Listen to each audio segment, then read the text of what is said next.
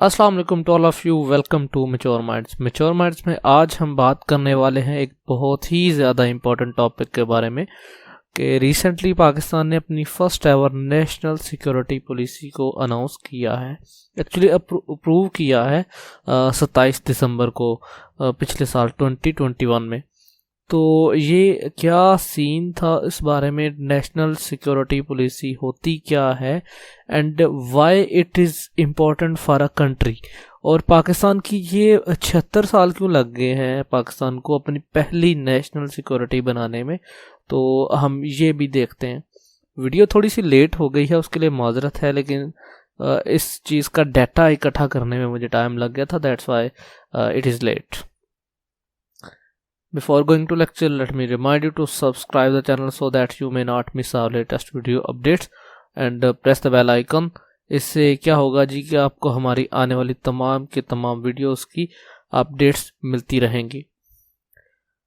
इस लेक्चर का आप पीडीएफ लिंक जो है वो हमारे फेसबुक पेज से ले सकते हैं। इसके अलावा मैं फेसबुक पेज का लिंक एंड पीडीएफ का लिंक जो है वो फर्स्ट कमेंट में डाल दूंगा, वहाँ से भी आप इसको कलेक्ट कर सकते हैं। रिसेंटली दिसंबर 27, 2021 को NSC नेशनल सिक्योरिटी कमेटी या council approves Pakistan first ever national security policy. तो ये फर्स्ट एवर क्यों है, दिस इज़ वेरी इंपॉर्टेंट। तो NSC ने अप्रूव किया है, उसके बाद 28 को कैबिनेट ने भी इसको अप्रूव कर दिया था and this was marked as the historic movement. अभी तक ये नेशनल सिक्योरिटी जो पॉलिसी है वो पब्लिक नहीं हुई है, रिमेंबर दैट, अभी तक पब्लिक नहीं हुई है and it is not going to be public completely. इसके कुछ हिस्से पब्लिक होंगे अभी कुछ दिनों में, कुछ मार्च में कई जगह मैंने पढ़ा है कि मार्च में रिवील किए जाएंगे कुछ हिस्से, बट ये कम्प्लीटली रिवील नहीं होंगे। उसकी वजह क्या है वो आपको पता चलेगा नेशनल सिक्योरिटी पॉलिसी होती क्या है उसके जानने के बाद। तो हाँ, उसके बारे में बात करते हैं। पहले नेशनल सिक्योरिटी काउंसिल के बारे में जान लेते हैं। ये क्या चीज़ है पाकिस्तान में। नेशनल सिक्योरिटी काउंसिल बेसिकली एक एपेक्स बॉडी है जिसमें प्रेसिडेंट, प्राइम मिनिस्टर एंड जो भी सर्विसेज हैं लाइक आर्मी सर्विस है, एयरफोर्स है, नेवी है, उन तमाम के जो टॉप मोस्ट लीडरशिप है वो बैठती है, वो मिलके फैसला करते हैं। उसमें कुछ कैबिनेट मिनिस्टर्स भी होते हैं, जैसे डिफेंस मिनिस्टर, इंटीरियर मिनिस्टर, वो भी होते हैं। तो NSC जो पाकिस्तान की टॉप मोस्ट एपेक्स बॉडी है, पाकिस्तान की सबसे हाईएस्ट जो हायरार्की में बॉडी है वो है नेशनल सिक्योरिटी काउंसिल या नेशनल सिक्योरिटी कमेटी भी इसको कहते हैं। ये इसका एम्बलम है and it was the first inducted in Pakistan in March 25, 1969।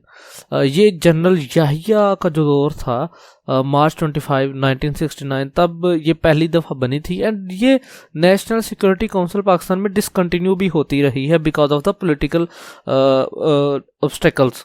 उसमें ये था जी कि कई जो हुक्मरान थे उनका इंटरेस्ट था नेशनल सिक्योरिटी को बनाने में, लेकिन कुछ ऐसे भी हमारे पास हेड ऑफ द स्टेट्स के हैं जिनको इसमें इंटरेस्ट नहीं था।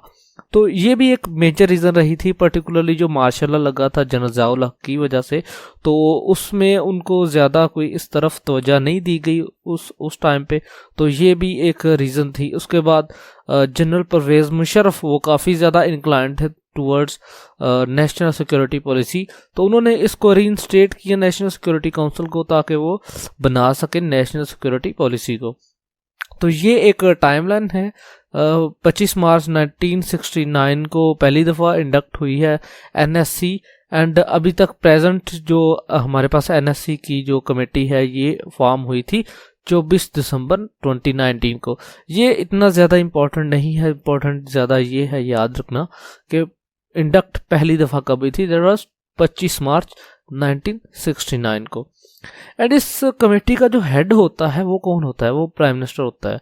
इस टाइम पे प्राइम मिनिस्टर है इमरान खान, तो इस टाइम पे हेड है Imran Khan. Prime minister of Pakistan जो होगा वो चेयरमैन होगा इसका नेशनल सिक्योरिटी काउंसिल का। इसके अलावा भी जो हमारे पास इंटेलिजेंस एजेंसीज हैं उनके भी हेड्स हैं, उनका भी रोल होता है नेशनल सिक्योरिटी काउंसिल में। अगर हम बात करें नेशनल सिक्योरिटी काउंसिल जब भी इकट्ठा होती है, उनके मेन एजेंडास क्या होते हैं, तो ये 5-6 चीज़ें हैं जिनको वो डिस्कस करते हैं। इनमें न्यूक्लियर कमांड अथॉरिटी है, NCA, ये आपने सुना होगा। ये बेसिकली सब ऑर्डिनेट्स हैं, सब कमेटीज़ हैं NSC की ही। NCA जो है वो सब कमेटी है NSC की। इसके अलावा कैबिनेट कमेटी और नेशनल सिक्योरिटी है, ये अभी जिसका यानी कि हुआ है, ये CCNS। उसके अलावा इकोनॉमिक कोऑर्डिनेशन कमेटी, ये पिछले दिनों काफ़ी ज़्यादा ख़बरों में रही थी, इसको भी आपको पता ही होगा, वरना मैं बना दूंगा, कमेंट में मुझे बता दीजिएगा, मैं कुछ दिनों में इसकी एक अलग से वीडियो बना दूंगा। अल्टरनेटिव एनर्जी डेवलपमेंट बोर्ड था, AEDB, अब तो खैर ये गैर फाउल हो चुका है। और इसके बाद जो लास्ट कमेटी है, ये बहुत ज़्यादा इम्पोर्टेंट चीज़ थी जिसको पाकिस्तान ने कभी क्या कहते हैं फोकस ही नहीं किया, executive committee on space research council, ECSRC। तो ये जो थी ये डीएक्टिवेट 1985 से। तो ये वो 5-6 चीज़ें थी जिसकी वजह से NSC नेशनल सिक्योरिटी कमेटी जो है वो इकट्ठा होती है। तो ऑब्वियसली ये जो 5-6 चीज़ें हैं इनको इकट्ठा करके हमारे पास क्या बन जाएगा, नेशनल सिक्योरिटी पॉलिसी बन जाएगी। नेशनल सिक्योरिटी पॉलिसी बेसिकली अब हम देखते हैं जो national security policy of Pakistan है रिसेंटली, उसको वो किसी ना किसी चीज़ से तो इंस्पायर होगी ना। तो वो इंस्पायर उसकी है नेशनल इंटरनल सिक्योरिटी पॉलिसी जो थी 2014 में पहली दफ़ा जो बनी थी, एंड उसके बाद 2018 में नेशनल इंटरनल सिक्योरिटी पॉलिसी ही थी जिसकी वजह से ऑपरेशन ज़रबे अज़ब रद्दुल फसाद जैसे ऑपरेशन हुए, ऑपरेशन कराची भी इसी में शामिल था। इसके अलावा विजन 2025, ये एक बेसिकली आप कह सकते हैं जो नेशनल इंटरनल सिक्योरिटी पॉलिसी थी वो थी हमारे पास टेररिज्म को काउंटर करने के लिए, या सिक्योरिटी पॉलिसी थी, कोर सिक्योरिटी पॉलिसी थी।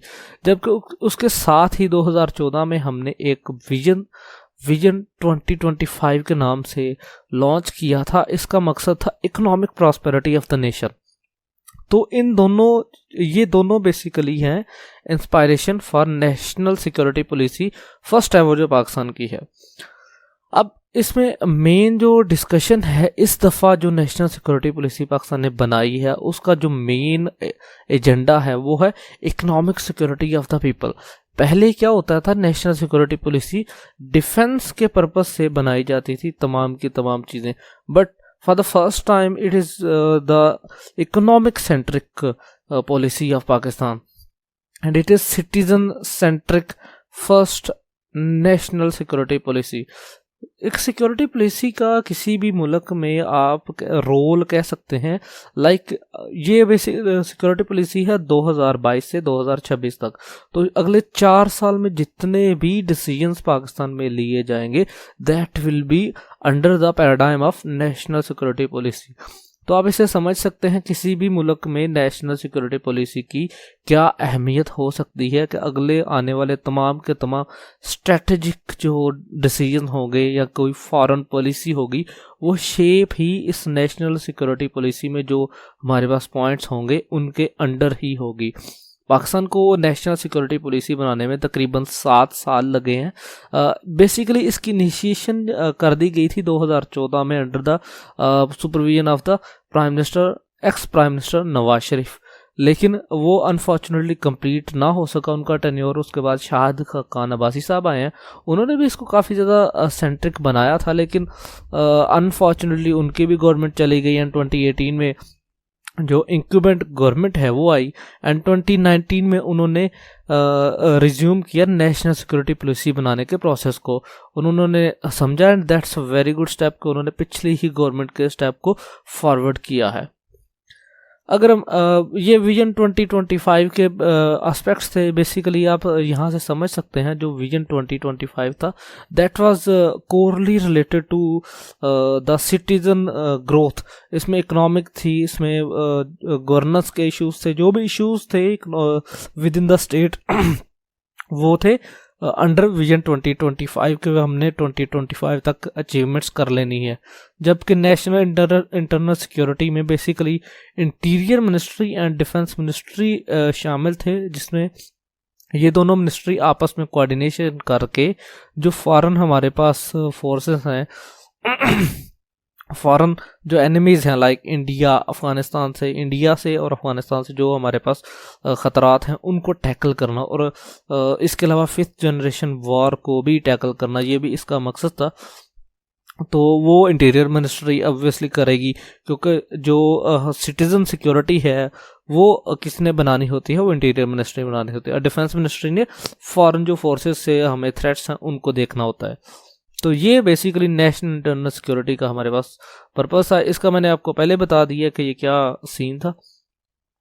अभी वाली जो हमारे पास नेशनल सिक्योरिटी है पाकिस्तान की, उसके एलिमेंट्स जो बेसिक एलिमेंट्स की अगर बात करें, उनमें मिलिट्री सिक्योरिटी की बात की गई है, पॉलिटिकल सिक्योरिटी है, इकोनॉमिक सिक्योरिटी है, एनर्जी सिक्योरिटी है, डिप्लोमेसी है, मीडिया इंफॉर्मेशन बेस्ड सिक्योरिटी है, होलसम व्यू ऑफ सिक्योरिटी है, ह्यूमन सिक्योरिटी को बहुत ज़्यादा एम्फोसिस किया गया, food security, health security, environmental security, personal security and community security and political security दोबारा लिख दिया माजरत।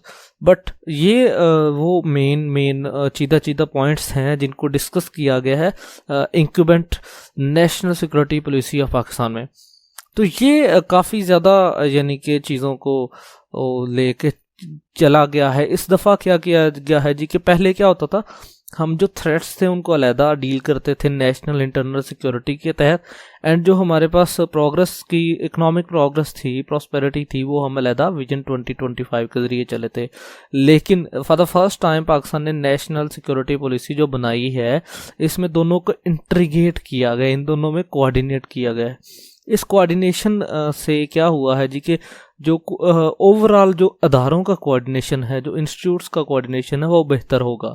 लाइक पहले सिर्फ इंटीरियर मिनिस्ट्री और डिफेंस मिनिस्ट्री के पास ही डाटा शेयरिंग होती थी, लेकिन अब आईटी मिनिस्ट्री को भी इसमें शामिल किया जाएगा, इसमें food security food ministry of food को भी शामिल किया जाएगा। तो ये तमाम वो इवन के एजुकेशन, उस पर मैंने थोड़े दिन पहले वीडियो बनाई है, एजुकेशन को भी नेशनल सिक्योरिटी में शामिल किया जाएगा। अगर आपने वो वीडियो नहीं देखी तो मैं आपको आई कार्ड में वो उसका बटन दे दूंगा, इसके अलावा डिस्क्रिप्शन में भी आपको उसका लिंक मिल जाएगा। अगर हम बात करें नेशनल सिक्योरिटी पॉलिसी की पाकिस्तान में, नेशनल सिक्योरिटी कमेटी ने अप्रूव की है 27 दिसंबर 2021 को, और इसका जो टेन्योर रहने वाला है वो 2022 से 2026 तक, ये 4 साल सिक्योरिटी को नेशनल सिक्योरिटी पॉलिसी को मंजूरी दी है। एंड इसका जो मेन ऑब्जेक्टिव है वो इंटरनल एंड एक्सटर्नल चैलेंजेस को टैकल करना है और प्रोटेक्शन ऑफ द सिटीजन्स को इंश्योर करना है। This was the 36th meeting of the NSC के बारे में पहले भी काफ़ी बात कर चुका हूँ। ये 36वीं मीटिंग थी जिसमें एनएससी की 36वीं मीटिंग थी जिसमें एनएसपी नेशनल सिक्योरिटी पॉलिसी को अप्रूव किया गया था। उसके बाद मैंने आपको बताया वो इस स्लाइड में तो शामिल नहीं होगा, वो 28 दिसंबर को कैबिनेट ने भी अप्रूव कर दिया था। ये जो नेशनल सिक्योरिटी पॉलिसी है ये basically whole of the government, ये यानी कि हर एक बंदे से मशवरा किया गया था, whole of the government effort थी ओवर द लास्ट 7 years। हर एक एक्सपर्ट से, हर एक बंदे से, इकोनॉमिक एक्सपर्ट से, पॉलिटिकल एक्सपर्ट से, स्ट्रेटेजिक एक्सपर्ट से, डिफेंस एक्सपर्ट से, हर एक एक्सपर्ट से बात करके उनकी राय लेके उसके बाद इवन के तमाम प्रोविंसेस के जो भी रिप्रेजेंटेटिव्स थे उनको भी शामिल किया गया। इसके अलावा एकेडमिक जो हमारे पास एक्सपर्ट्स हैं उनको भी शामिल किया गया, प्राइवेट सेक्टर से उनको शामिल करके उनकी राय लेके उन्होंने जो फैक्टर्स बताए उनको भी इस पॉलिसी में मद्देनज़र रखा गया है, ताकि पाकिस्तान के जो सिटीजन हैं उनकी इकोनॉमिक प्रॉस्पेरिटी एंड उनकी बाकी जितनी भी प्रॉस्पेरस लाइफ को बनाया जा सके। एनएसपी जो है हमारे पास नेशनल सिक्योरिटी पॉलिसी, इसको हर साल रिव्यू किया जाएगा और इसको मेक श्योर किया जाएगा कि आने वाली जो नेक्स्ट गवर्नमेंट होगी, जो 2023 में इलेक्शन होंगे, वो भी इसी नेशनल सिक्योरिटी पॉलिसी को फॉलो करे। इसके लिए एक कमेटी बनाई जाएगी फ्रॉम द कैबिनेट, जिसमें अपोजिशन से भी कुछ अरकान होंगे और गवर्नमेंट से भी। इस तरह जो भी आएगा ऑब्वियसली अपोजिशन या गवर्नमेंट जो भी इंक्यूबेट होगा नेक्स्ट गवर्नमेंट में, तो वो मेक श्योर करेंगे कि एनएसपी को कंटिन्यू किया जाए, ताकि जो हमारे पास लॉन्ग टर्म प्लान्स हैं हम उनको लेके चल सकें। अब एक और जो चीज़ है, पहले जो हमारे पास 2015 से पहले तक अगर हम बात करें तो पाकिस्तान ज़्यादा से ज़्यादा ऑफेंसिव नेचर रखता था, या आप कह लें ज़्यादा मिलिटरीली या ज़्यादा वायलेंट बिहेवियर शो करता था इन इट्स पॉलिसीज़। लेकिन 2015 के बाद पाकिस्तान ने ऑपरेशन ज़रब-ए-अज़ब एंड रद्दुल फसाद के बाद पाकिस्तान ज़्यादातर शिफ्ट कर गया है जियो इकोनॉमिक्स की तरफ, फ्रॉम जियो स्ट्रेटेजिक पॉलिसी से। पहले क्या होता था, हमारी जो पॉलिसीज़ होती थी वो कश्मीर को देख के होती थी, इंडिया को देख के होती थी, या अफ़गानिस्तान से जो हमें थ्रेट्स होते थे उनको देख के बनती थी। लेकिन फॉर द फर्स्ट टाइम क्या हुआ है जी कि जो हमारी पॉलिसी बनी है वो इकोनॉमिक प्रॉस्पेरिटी को देख के बनाई गई है, ताकि पाकिस्तान में इंडस्ट्रियलाइजेशन को फ़रोग दिया जाए, पाकिस्तान में इंफॉर्मेशन टेक्नोलॉजी का जो इंडस्ट्री है उसको फ़रोग दिया जाए, पाकिस्तान में मैन्युफैक्चरिंग को फ़रोग दिया जाए, पाकिस्तान का ऑलरेडी एग्जिस्टिंग जो एग्रीकल्चर इकोनॉमी है, पाकिस्तान में जो स्पोर्ट्स इकोनॉमी है, पाकिस्तान में जो फैब्रिक इकोनॉमी है, उन सब चीज़ों को पाकिस्तान ज़्यादा प्रॉस्पर कर सके पहले से ज़्यादा। तो यही जो हमारे पास NSA नेशनल सिक्योरिटी एडवाइज़र थे डॉक्टर मोहित यूसुफ, उन्होंने ये कहते हुए कहा जी this is comprehensive national security framework. इसके बारे में मैं एंड पे बात करूँगा, आपको बताऊँगा कम्प्रीहेंसिव नेशनल फ्रेमवर्क। लेकिन वैसे मैं आपको एक शॉर्ट सा इंट्रो देता हूँ। Comprehensive national security framework means के तमाम का तमाम जो सूरत हाल है उसका दराक करके फिर इसको कॉम्प्रिहेंसिवली एक नेशनल सिक्योरिटी फ्रेमवर्क बनाया गया है for the safety, security and dignity of the citizen of Pakistan. अब अगर मैं आपको बताऊं कि नेशनल सिक्योरिटी पॉलिसी होती क्या है, हमने पाकिस्तान ने बना ली नेशनल सिक्योरिटी पॉलिसी, उसके इंपॉर्टेंस के बारे में बात कर ली, but what is national security policy? National security policy NSP is a framework for describing how a country provides security for the state and its citizens and is often presented as integrated document. ये बाकायदा एक document होता है जिसमें जो states और citizens की जो सिक्योरिटी है, उसके जो मामलात हैं, उनको किस तरह हमने लेके चलना है उसको बयान किया जाता है। This document is also referred as plan of the country, strategy of the country, concept और doctrine of the country. Most of the developed nations, even के जो अंडर डेवलपिंग नेशंस हैं, उनकी भी नेशनल सिक्योरिटी पॉलिसी होती है। It is misery for Pakistan के पाकिस्तान पिछले कई सालों से ये बनाने की कोशिश तो कर रहा था, बट हालात इस तरह नहीं थे कि पाकिस्तान नेशनल सिक्योरिटी पॉलिसी एक इंटीग्रेटेड बनाता। तो फाइनली अल्लाह ताला ने तौफीक दी है एंड ये नेशनल सिक्योरिटी पॉलिसी बन गई है। नेशनल सिक्योरिटी पॉलिसी जो है वो प्रेजेंट को देखते हुए फ्यूचर के रोल को डिफाइन करती है, outlining the core interest of the nation and setting guidelines for the addressing current and perspective address and opportunities. यानी कि जो हमारे पास थ्रेट्स हैं और अपॉर्चुनिटीज़ हैं उन सबको इकट्ठा कर दिया गया। पहले क्या होता था, थ्रेट्स हम अलहदा डील करते थे, अपॉर्चुनिटीज़ को हम अलहदा डील करते थे। लेकिन with the advancement in the world and globalisation तो हमें इस चीज़ की ज़रूरत महसूस हुई कि हमें थ्रेट्स एंड अपॉर्चुनिटीज़ को साथ लेके चलना पड़ेगा। उसकी वजह ऑब्वियसली इंटरनेट ने हर जगह ही, यानी कि 5th जनरेशन जो वार है, मीडिया वार है, जो उस वजह से थ्रेट्स जो है, ट्रोजन हॉर्सेस जो हैं, वो inside the country without walls घुस आए हैं। तो ये अब ये वो मसला हो गया था। NSPs जो होती हैं, जो नेशनल सिक्योरिटी पॉलिसीज होती हैं, नॉर्मली क्या होता है, उनकी आगे हायरार्की होती है, उनके आगे सबऑर्डिनेट सिक्योरिटी पॉलिसीज होती हैं। जैसे हमने पीछे बात की है उस बारे में कि हमारे पास ECC थी, इकोनॉमिक कोऑर्डिनेशन कमेटी थी, NCC थी, न्यूक्लियर कमांड कमेटी थी, इस तरह स्पेस के लिए कमेटी थी। तो वो बेसिकली कमेटीज वो थी under NSPs, national security policy के अंडर ही उनको डील किया जाता है। वो जो भी डिसीजंस लेंगी वो होगा नेशनल सिक्योरिटी पॉलिसी के अकॉर्डिंग। इट मीन्स के प्रीएम्बल आप कह सकते हैं पाकिस्तान का अगले 4 साल में जो होगा वो यही नेशनल सिक्योरिटी पॉलिसी होगी। किसी भी डिसीजन में जो प्रीएम्बल होने वाला है, जो इंटरेस्ट होने वाला है, जो गाइडलाइन होने वाली है, वो नेशनल सिक्योरिटी पॉलिसी ही होने वाली है। अगर हम बात करें तो नेशनल सिक्योरिटी पॉलिसी की ज़रूरत क्यों पड़ती है एक स्टेट को, यानी कि एक स्टेट ठीक है बगैर नेशनल सिक्योरिटी पॉलिसी के भी आइन के पे भी तो चल सकते हैं, कॉन्स्टिट्यूशन ऑलरेडी प्रेजेंट होता है, but there are some reasons ताकि नेशनल सिक्योरिटी पॉलिसी बनाई जा सके। और वो क्या रीज़न है? to ensure that the government addresses all the threats in the comprehensive manner। अब जब कॉन्स्टिट्यूशन बनाया गया था तब तो आज के जो थ्रेट्स थे, यानी कि जैसे लेट्स से मीडिया वार थी, तब इसकी नेचर कुछ और थी, आज कुछ और है। तो इसी चीज़ को डील करने के लिए नेशनल सिक्योरिटी पॉलिसी बनाई गई है कि गवर्नमेंट जो है वो प्रेजेंट जो थ्रेट्स हैं उनको कम्प्रीहेंसिवली उनको टैकल कर सके, उसके लिए नेशनल सिक्योरिटी पॉलिसी बनाई गई है।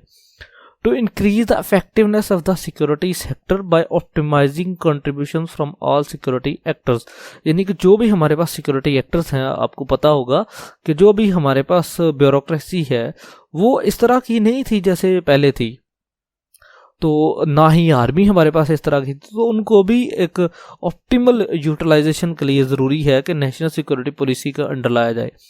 To guide the implementation of the policy, और पॉलिसी को लिए जो हमारे पास ऑलरेडी मेन पॉलिसी है यानी कि प्रॉस्पेरिटी ऑफ द पीपल, उसको जो गाइडेंस मिलेगी वो भी नेशनल सिक्योरिटी पॉलिसी से मिलेगी। डोमेस्टिक कंसेंसस जो थे, यानी कि विद इन द जो स्टेट्स हैं हमारे पास, जो प्रोविंसेस हैं, वो किस तरह चलेंगे, कॉन्स्टिट्यूशन उसको तो डिफाइन नहीं करता, उनके आपस में जो मामलात हैं वो किस तरह चलेंगे उनको तो कॉन्स्टिट्यूशन डिफाइन नहीं करता। इन सब चीज़ों को टैकल करने के लिए भी एक NSP की ज़रूरत होती है। To enhance regional international confidence and cooperation, अब जो पास्ट में हमारा इंडिया के साथ ताल्लुक था, रिलेशन था, या चाइना के साथ ताल्लुक था, या अफगानिस्तान के साथ ताल्लुक था, वो आज के दौर में बिल्कुल ही मुख्तलिफ है। इवन के ईरान के साथ अगर आप देख लें तो Iran was the first country to recognise Pakistan, but after 1979 revolution Iran का जो बिहेवियर था टुवर्ड्स पाकिस्तान स्टेट वो चेंज हो चुका है। We have to admit that. Principle for an effective and democratic NSP, अब NSP बनी है तो इसके कुछ ना कुछ प्रिंसिपल्स होंगे जिन पे NSP चलती होगी।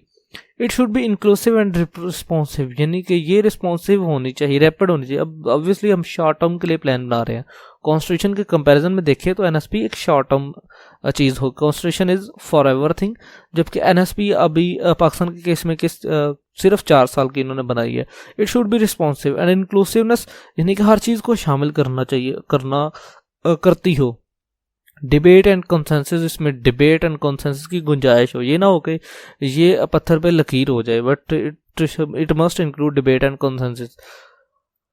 ब्रॉड कंसिडरेशन ऑफ थ्रेट्स, इसमें थ्रेट्स को बहुत ही ज़्यादा ब्रॉडर वे में देखा गया। Frank assessment of the means, हमारे पास मीन्स भी पता होने चाहिए रियलिटी में, ये नहीं होना चाहिए कि हम पिछले 50 साल के पिछले का डाटा लें और आज के जो थ्रेट्स हैं उनको हम टैकल करें, इस तरह नहीं हो सकता। इसमें ट्रांसपेरेंसी, ऑब्वियसली करप्शन नहीं होनी चाहिए। Constant monitoring and threat assessment obviously इसकी कांस्टेंट मॉनिटरिंग जो है पाकिस्तान के केस में हर साल रिव्यू होगी, तो this is constant monitoring. International consideration भी होंगी, यानी कि इंटरनेशनल लॉ को भी फॉलो करना पड़ेगा, अदरवाइज ये तो नहीं हो सकता इंटरनेशनली ह्यूमन राइट्स का जो वॉचडॉग है वो आपको बैन करता जाए, या जिस तरह आजकल हम IMF के चुंगल में फंसे हुए हैं, या FATF के जो हमारे पास तलवार लटक रही है वो, तो ये हमारी गलतियां हैं पास की कि हमने इंटरनेशनल कम्युनिटी को हमने इकोनॉमिक पार्टनरशिप में शामिल उस तरह नहीं किया जिस तरह करना चाहिए था।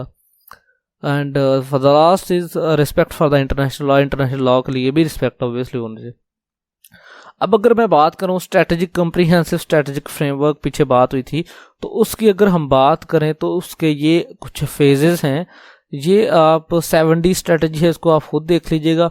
यानी कि हमारे पास D से मुराद ये ऊपर वाले डायग्राम में जब D आएगा तो ये उससे D मुराद ये ले जाएगा, terrorism and violence, population, assets, borders, ये सारी चीज़ें आप इसको पढ़ लीजिएगा।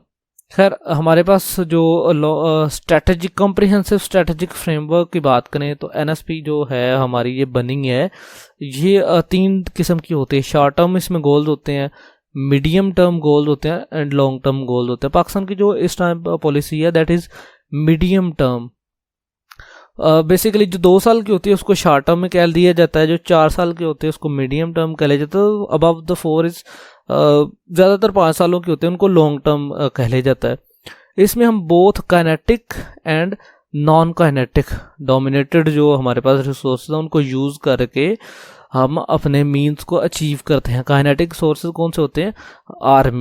आर्मी, एयरफोर्स, नेवी, पुलिस, ये सारी काइनेटिक सोर्सेज हैं। नॉन काइनेटिक जो कि हमारे पास मिनिस्ट्रीज़ हैं, ब्यूरोक्रेसी है, गवर्नेंस है, उसको हम कह लेंगे नॉन काइनेटिक। इन सब चीज़ों को करते हुए हमें गोल्स जो हैं इनको 2 साल में या 4 साल में अचीव करना है। ये हम बेसिकली हमारा होता है कॉम्प्रिहेंसिव। और अगर ये अचीव कर लेती है, ये NSP अचीव कर लेती है, जब कॉम्प्रिहेंसिव स्ट्रेटेजिक नेशनल सिक्योरिटी जो पॉलिसी है अगर ये अचीव कर लेती है तो उसको कॉम्प्रिहेंसिव स्ट्रेटेजिक फ्रेमवर्क कह दिया जाएगा। That was all and all. Thank you very much. Before leaving the lecture, let me remind you to subscribe the channel, press the bell icon so that you may not miss our latest video updates. PDF के लिए आप Facebook page visit कर सकते हैं, first comment इस video का देख सकते हैं। Thank you very much for listening me.